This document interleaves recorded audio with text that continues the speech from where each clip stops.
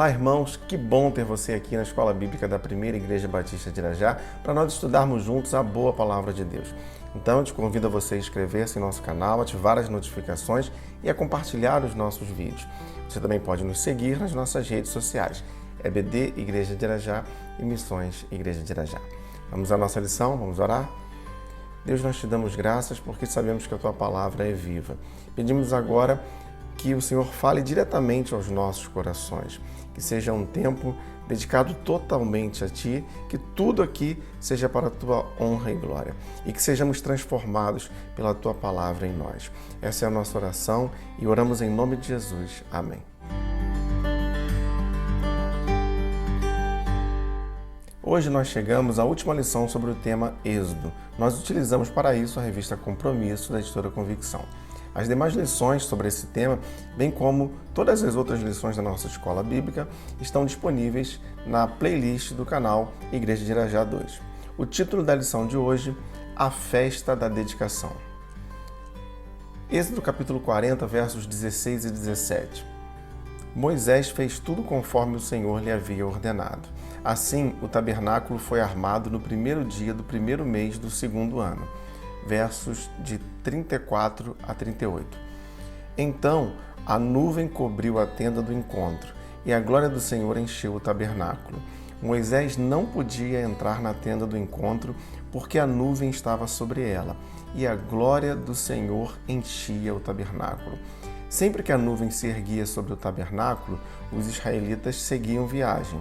Mas se a nuvem não se erguia, eles não prosseguiam. Só partiam no dia que ela se erguesse. De dia, a nuvem do Senhor ficava sobre o tabernáculo, e de noite havia fogo na nuvem, à vista de toda a nação de Israel, em todas as suas viagens. Bom, o tabernáculo ele ficou pronto um ano após a saída do Egito, bem como todos os móveis, utensílios e também as vestes sacerdotais. Tudo fora feito segundo as orientações do Senhor, que o Senhor havia dado a Moisés ainda no Monte Sinai. E para esse trabalho foram usados os artífices Bezalel e Aholiabe. Eles foram capacitados por Deus, trabalhando assim com afinco e também capacitando outras pessoas, sempre lembrando que Moisés era o supervisor desse empreendimento. Agora, com o tabernáculo erguido, os israelitas eles teriam leis, santuário e sacerdócio próprio. Era uma forma teocrática de governo, ou seja, Deus governava aquele povo. Mas faltava ainda a conquista do território para serem de fato uma nação. Agora Israel era um povo livre e poderia então adorar a Deus com liberdade. O cuidado do tabernáculo. Quem montava, desmontava, transportava e também cuidava do tabernáculo era a tribo de Levi. Números capítulo 1, versos 50 e 51. Em vez disso, designe os levitas como responsáveis pelo tabernáculo, que guarda as tábuas da aliança, por todos os seus utensílios e por tudo o que pertence a ele. Eles transportarão o tabernáculo e todos os seus utensílios, cuidarão dele e acamparão ao seu redor. Sempre que o tabernáculo tiver que ser removido, os levitas o desmontarão. E sempre que tiver que ser armado, os levitas o farão. Qualquer pessoa não autorizada que se aproximar do tabernáculo terá que ser executada. Como nós vimos, pairava uma nuvem sobre o tabernáculo, de modo que toda vez que ela se movia, o tabernáculo deveria ser desmontado. E todo o povo também desmontava as suas barracas, pondo-se em marcha até que a nuvem parasse e o tabernáculo fosse novamente armado. Números capítulo 9, versos 16 a 18. Era assim que sempre acontecia. De dia a nuvem cobria e de noite tinha a aparência de fogo. Sempre que a nuvem se levantava de cima da tenda, os israelitas partiam. No lugar em que a nuvem descia, ali acampavam.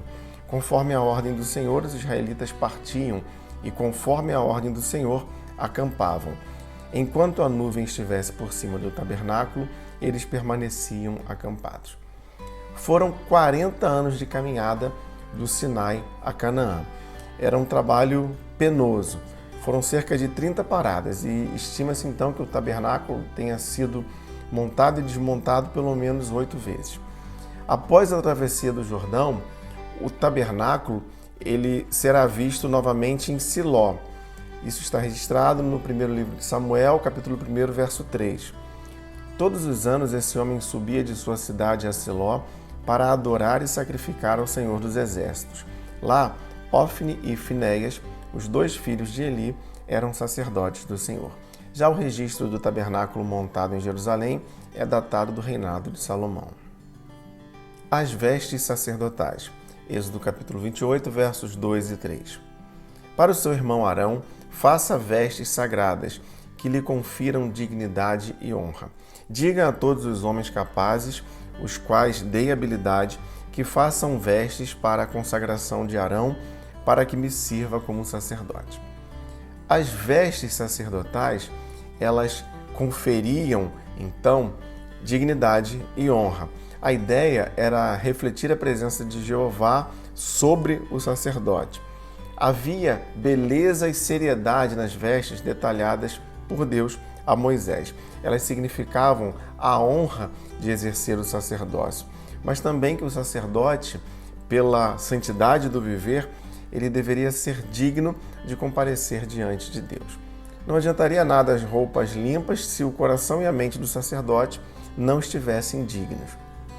O sacerdote comum, ele usava um calção de linho branco da cintura até os joelhos. Também usava uma túnica branca com mangas compridas que ia até os pés.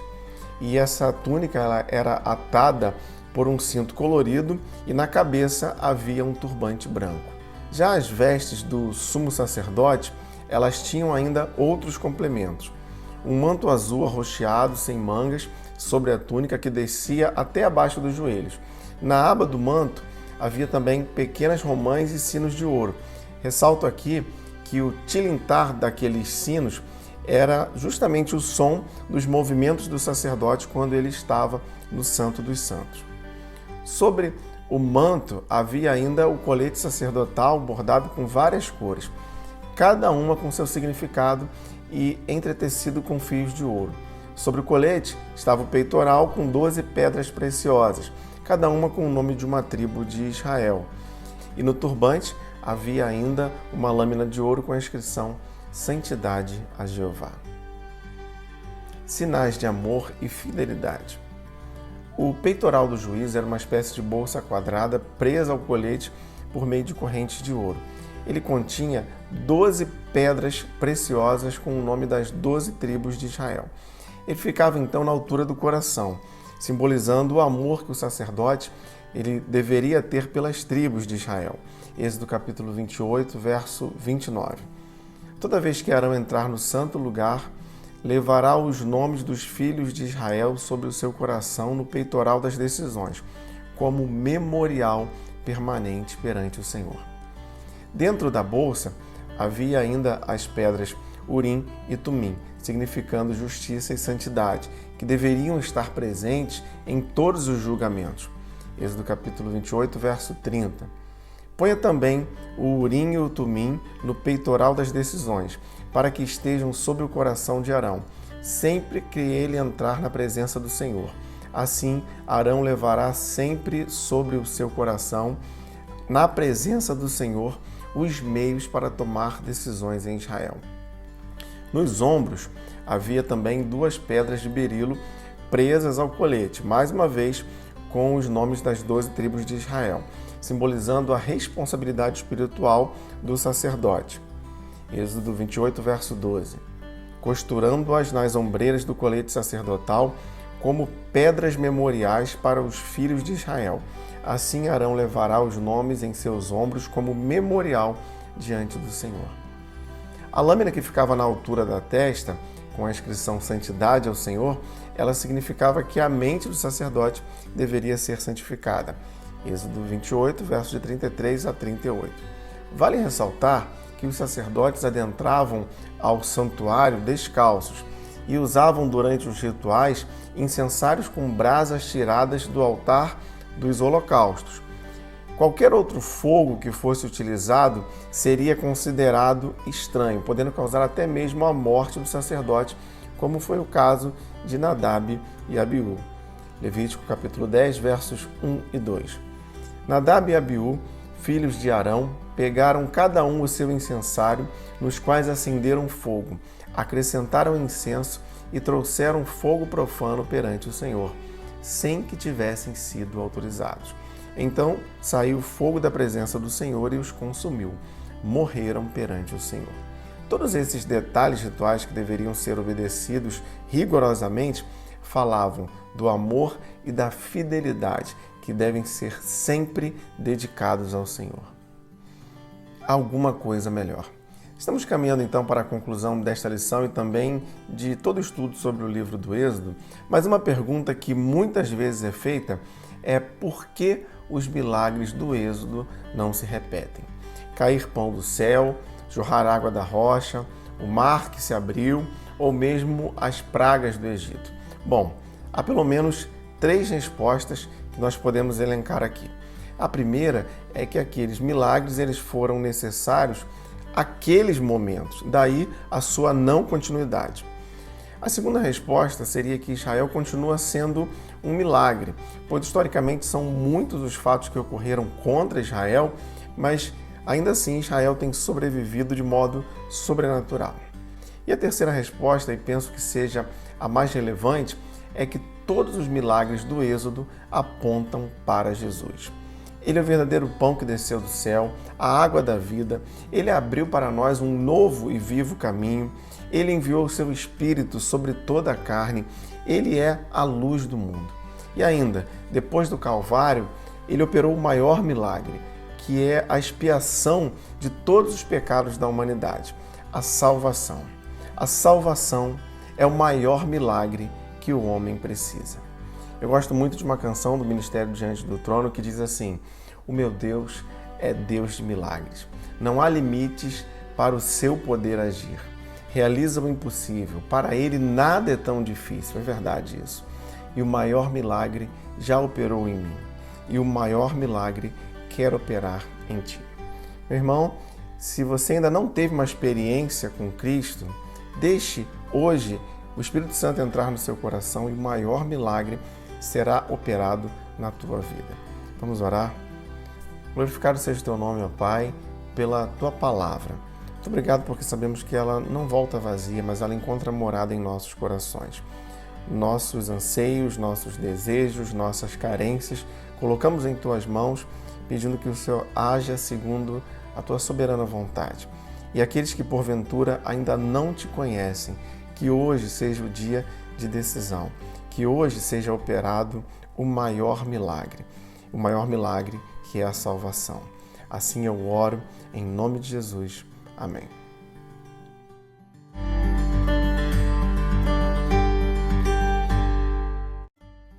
E se você gostaria de enviar sua dúvida ou comentário sobre nossa lição, você pode fazer isso através do nosso e-mail ou das nossas redes sociais.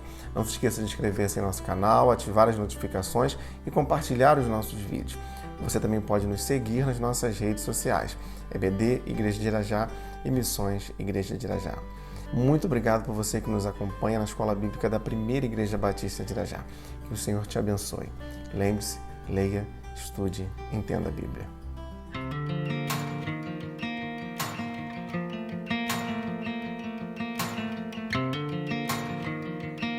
Viva a compaixão. Gálatas capítulo 2, verso 20.